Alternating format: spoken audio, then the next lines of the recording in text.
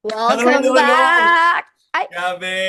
Grabe, welcome back, Ise. Last ay, last last week ako lang. kaya nga, yung Namiss ganda. kita. Actually, ang ganda ng episode mo. Parang try mo gawin lagi.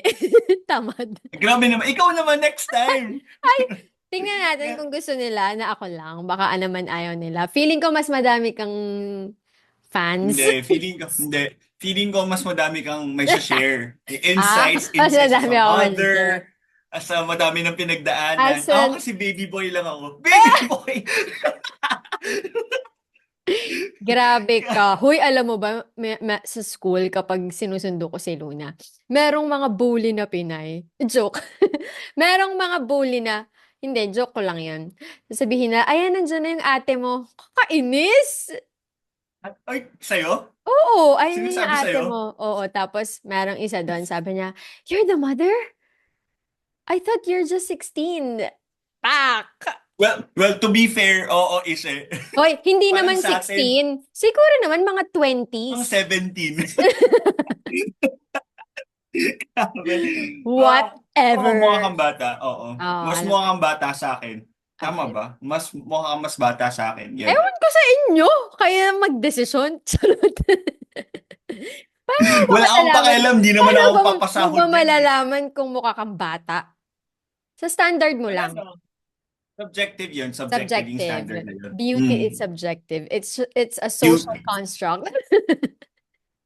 so yun yung topic natin today. Hindi na work Hindi. about beauty. Aba, hindi. Ang topic natin today, hindi social construct. It's a social issue.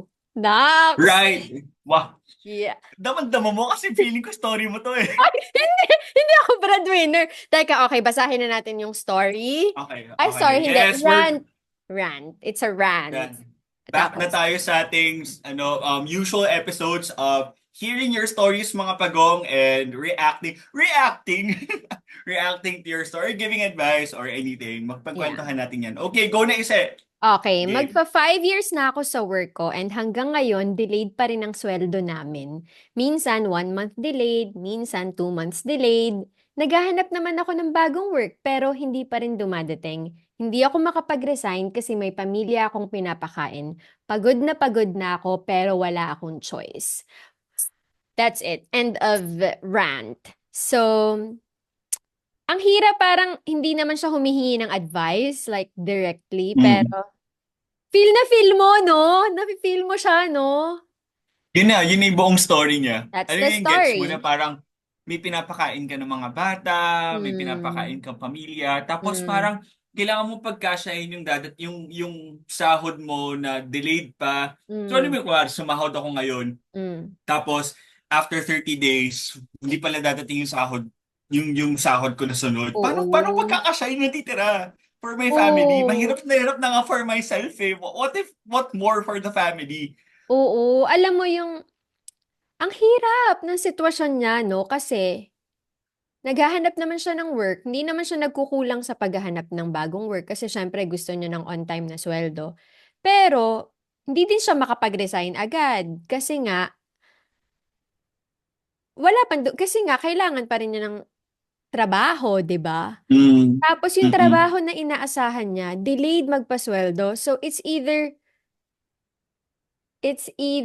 mag-save ka ng 2 months. Ang hirap ng 2 months Hirap worth of yun. your monthly expenses para Mahirap yun. survive ka.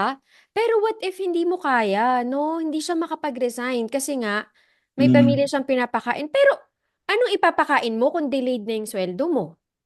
Tama? Right, right. Tama. Alam mo, nakaka-relate ako dun sa part na delayed yung sahod. Kasi Oh. pag sa government ka kasi nag-work, Mm. o yung delay doon. Siguro yung pinakamalupit na delay narinig ko mga 7 or 8, 6 to 8 months ata na delay yung sahod niya. What? Ang lala, ganun. So, Pero naranasan mo yon? Like, ano yung personally, pinaka-delay? Ano naranasan yung ko yun pinaka-delay mo? 2 months or 1 month, parang So, 1 to 2 months paano? na delay. So, paano Ito ka nga, so nakasurvive? nasa government ako noon. And ang ginagawa ko para makasurvive is kailangan ko mumutang talaga ako minsan para lang Mm. makasurvive. Kasing ganun talaga kalala na alam mo yung parang okay naman yung sahod, relatively parang dun sa level ng experience ko, dun, yung, ganun pa yung thinking ko dati, parang level Mm. of experience ko, okay naman yung sahod ko, kasi medyo, um, basta okay na siya for my daily living. Kaso, yung bang fact na ang tagal yung next na sahod, so paano ko Mm. pagkakasyahin yung natitira kong pera? Paano ko makakapag-ipon? Tapos pag Mm. dumating na yung pera, yung sahod ko, syempre, minsan bagsakan yon na, okay, 2 months sa sahod, bagsak yon. Ang Oo. gagawin ko doon sa pera na yon, iano ko, ibabayad ko sa Iba mga utang, ganyan. So, yung ah. natitira, pagkakasyahin ko na naman for another, siguro 1 month or 2 months na hindi ko alam kung kailan yung sunod na sahod. So, parang, so, tiniis ko yun for like more than 2 years na ganun yung Mm. setup. Nag-improve naman yung government, nag-improve naman yung department na yun. Minsan 1 month na lang, minsan on time sila magpasahod. Pero like, nandun pa rin yung fear or nandun pa rin yung agony na ay baka bumalik na naman sa dating sistema. So, yun yung kunento ko nung sa mga previous episodes na gusto ko naman yung Oo. trabaho doon pero because of financial security, I had to go out. Oo. So yun, naghanap ako ng bagong work sa Oo. private corporation. Ayun. Pero ang hirap sobra, hindi ako makapag-ipon. Mm. Kasi Pero wala akong parang, naipon doon. yeah, parang dito sa rant, wala naman siyang binanggit na ayaw naman niya yung work. Parang hindi naman niya sinabi na Mm. sukak-suka na siya sa work. Yun lang talaga yung part na delayed yung sweldo niya. Pero pag delayed yung sweldo mo actually ng 1 month or 2 months, parang magiging factor yun para i-hate mo din yung work mo eh. Paano ka pagaganahan magtrabaho? Oo. Paano mo ibibigay yung best mo sa isang work na hindi ka naman, na hindi nakikita yung worth nyo as employees, na okay lang sa kanila na magpasweldo ng delayed? Parang, Mm. grabe naman tong company na to, kung, or yung government, na hindi nila Government pala to, no? iniisip.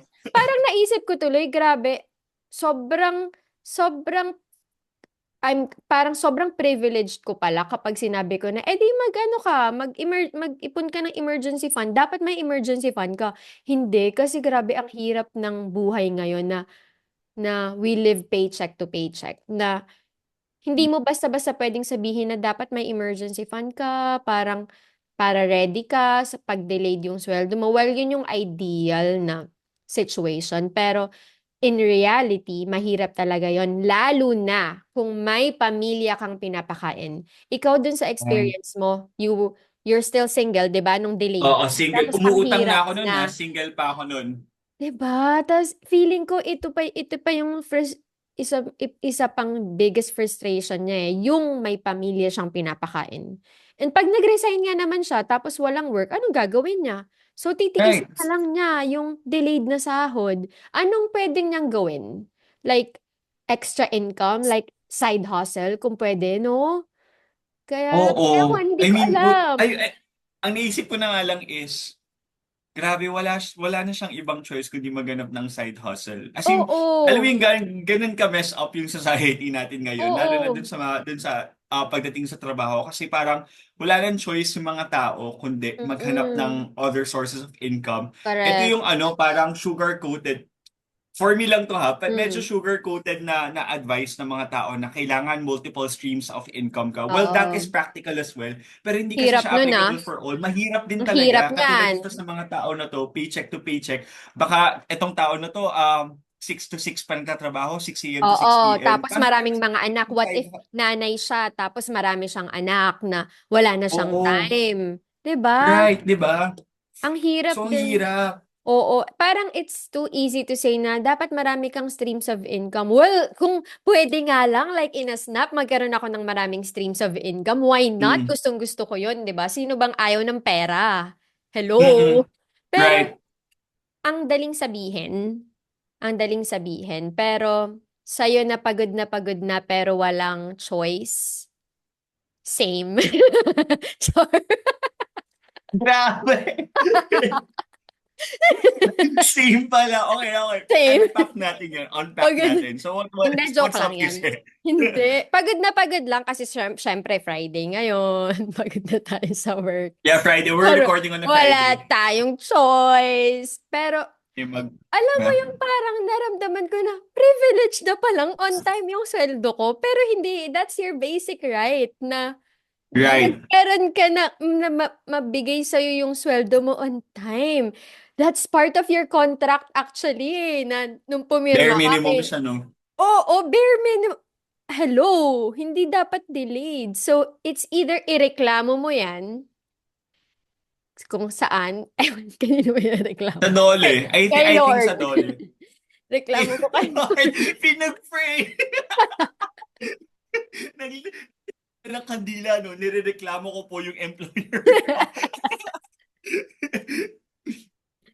I think pwede mo ireklamo, mag-lodge ng Hmm. complaint sa Dole. Ano talaga Yes. tayo, agents talaga tayo ng Dole ngayon. Yeah. Pwede tayo mag-lodge ng ng Yeah. complaint sa Dole. Pero Correct. siguro, yun nga, tama ka dun sa introduction mo kanina na this is a Mm. societal problem. Mm. Kasi hindi lang siya yung nakaka-experience nito. Ang dami, government, yung mga maliliit na startup companies na I Oo. don't know kung nahihirapan ba sila dahil ng revenue nila, ng profit nila. I mean, Oo. diba, parang basic naman yun na nag-employee ka, pasahurin mo according to the contract. At Oo. ito na yung kailangan natin din para mabigay natin sa mga tao yung At saka, financial security, job security, and financial security para sa mga tao. Kaya dapat iboto natin si Bam Aquino. Wow! Nasingit! correct, correct, correct. Bam Aquino for the Ah, win. Alam yeah. mo, parang na-realize ko na basic human right, yung sumweldo ka on time. True. Yeah, that's Diba? right. Kasi hindi lahat talagang nakakaangat, hindi lahat may ipon, hindi lahat may emergency fund, hindi lahat nakakaluwag-luwag. Mm-mm. Maraming Pilipino, for sure na maraming may utang. Joke. Dami kong utang. Ouch! Daming may utang. There's nothing wrong. Basta magbayad kayo. Okay? Right. So, parang it's a basic human right yung makasweldo ka ng on time. At pag hindi yun binibigay ng company mo, ang hirap kasi wala siya pang nahanap na work so for para dito kay ate or kay kuya kung ano mang saang gender ka man nag-identify. I think laban lang. Huwag kang susuko and hanap ka lang ng hanap ng work. Punta ka sa LinkedIn, message ka ng mga HR doon. Mm. So, wag kang susuko, laban lang. And And I dadating din think yung work na deserve mo. right, right. And I think pwede kang mag-file ng complaint talaga Ayun sa talaga. Dole. If it's Oo. really, yun talaga. Parang, kasi walang mangyayari if wala talagang magko-complain. Oo. If magsasettle, parang, if magsasettle na lang tayo sa ganitong klaseng culture that we have. Oo. Oo. Ang dami ka, ito yung kinakainisan ko sa mindset ng mga Pilipino Hmm. na hindi ko alam kung yung Pinoy lang to or like general na Sige nga. kung ano yung culture na nadat na nila ng bilihan sahod, ganito na yung culture, parang wala na eh, ganyan na talaga, kailangan na lang natin tiisin. Hindi, may mababago tayo. Kung mag-file tayo ng Oo. complaint, ang dami na actually programa, ang dami ng proseso, procedures na binibigay ang government or yung mga other parties like may mga NGOs na tumutulong sa mga manggagawa or sa mga Mm-mm. workers para mapaglaban yung mga karapatan natin. So, pwede tayong lumapit sa kanila para may mabago, para may magbago sa company kasi kung titiisin lang natin itong lahat, walang mangyayari. Walang Oo. magbabago. I think we have to Totoo. fight for our basic rights, just like what you said. We have to fight for our basic rights. And yun nga, laban lang. I think i-muster mo. Muster. Musketeer, as a musketeer. As a musketeer, i-collect natin yung courage natin para Mm. talaga labanan yung maling sistema. Oo. Alam Ayun. mo, parang na-experience ko pala yan nung una kong work dito sa UAE. Engineering construction company siya. So, laging delayed Mm. ang sahod. Pero alam mo yung parang nung interview, wala akong na-feel na delayed yung sahod. Sana pala, interview pa lang, tinatanong na natin kung on time ba kayo magpasahod. Parang, kasi Mm. dapat, Mm-mm. especially siguro sa abroad, ewan ko kung bakit delayed yung kami pasweldohin nung time na yun. Pero hindi ako nagtagal talaga. 4 months lang. Tapos yung ni-reason out ko nung nag-resign ako, kasi delayed yung sahod. Pero before ako Mm. mag-resign nga, may kapalit na akong work. So, ayun nga, dito sa rant na to, laban lang. Hanap ka lang ng hanap ng work kung pwede kang magreklamo, go. Mag-file ka na ng complaint. Pero hanap ka lang ng hanap ng work. Dadating din yung work na for you. For sure. Right, right. Right. Okay. Try ko lang i-search Okay. kung legal siya. Ang alin? Quick lang. Try ko siya Okay. search kung legal siya. So sabi ko, is it illegal if a company pays salary late? Mm. Yes. Sa Yes, it is illegal Philippines. for a company. Yes, sa Philippines. This Mm. means employers are legally obligated to provide timely payment to their employees. This is from lawyerphilippines.com. Mm. Delays in salary payments are considered a violation of labor law, Mm. especially if they extend beyond the prescribed periods mentioned in the labor code. Okay. Kasi So, dito din sa UAE, illegal din naman siya, pero may fines. Alam mo ba, magfa-fine yung mga companies kapag delayed sila magpasweldo. Pero, sadly, minsan yung mga companies, wala akong in-name drop ha. Minsan mas pinipili pa nilang mag-fine kesa magpasweldo on time. Kasi mas malaki yung ilalabas kapag nagpasweldo on time. mm, Compared kapag nagbayad ka ng fine dahil delayed ka nagpasweldo. that's Kasi lahat ng that's salary, cruel. 'di ba? Lahat ng salary naka-register siya sa isang system, 'di ba? So, alam ng labor kung anyway, ganun. Life is sad talaga, no? Ano Grabe. bang tingin ng mga company sa kanila? Tama. Di ba? Parang, may Oo. mga evil company talaga na parang ang tingin nila Oo, sa mga tao, meron. human, like what we have Oo. what we have talked about parang 2 episodes ago, na human resource lang talaga, na Oo. cost lang talaga sila sa business, sa whole business Mm. venture ng company mo. And hindi dapat tayo pumayag ng ganun. Buhay yung hinahawakan nila, buhay din yung pinapasweldo nila, at may mga buhay ding nakadepende sa buhay na pinapasahod nila. So dapat ma-realize ng company na we are not just merely resources Yeah. na cost to their business ventures, but we are Yeah. lives. Tama talaga yung pinag-usapan natin last time na dapat we are partners. Yeah. Siguro dito, yung next job mo, for sure, dapat maging mas assertive ka na and magtanong ka talaga kung, especially sa mga employees, tanungin mo kung on time sila magpasahod. Para I think Mm-mm. yan, di na maulit yung tragedy na to. It's Sobrang tragic. tragic. It's a tragedy. It's so tragic. Pero, ayan, ganyan talaga ang buhay. It's unfair. It is. Pero kailangan natin baguhin to. Wow! Yeah. Hopeful pa pala talaga ako. Kailangan. Kaya boto natin si Bam Aquino para Okay, sa baguhin natin to. siguradong Boto trabaho. natin si Bam Aquino. Sino pa? Si Senator Kiko. Senator Diba? Kiko Ay, hindi, para nasa sa buong pagkain. slate. Oo, nasa buong slate nila. Yeah, yeah. Tama. Okay. Anyway, That's a nice ang one. bilis! That's a quick Ang bilis! That's a episode. quick episode. Do you want to read another one? O, sige. Or for the next episode na. Kasi parang Ah, naka 20 minutes na tayo. What do you think? talaga ba? Oo, naka Sige, sige. 20 minutes Okay na na yun. tayo. Okay na yun. So, okay na yun. Wag na kayong mag-expect. Yun na yun. That's it. Thank you so much for listening to Wag na kayo episode... magreklamo. Joke lang. Episode 3? Episode 3 na ba? Episode 3 kasi special episode. Hindi! Episode 4. Edit mo na lang itong duling to. Hindi natin alam Walang doon. i-edit dito. So, ganyan talaga pag nagpa-podcast. Nagkakamali. Pero, Okay. yeah, thank you so much for Episode 4. listening. Episode 4. If nakaka-relate kayo, did you know na pwede na mag-comment sa Spotify?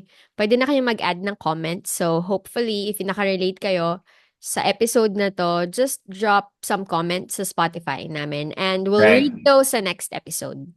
All right. See Right. you on the next episode. Bye! See you! Bye-bye mga pagong! Uy, wait lang. Follow nyo kami sa mga social media platforms namin. Alright. Onsi!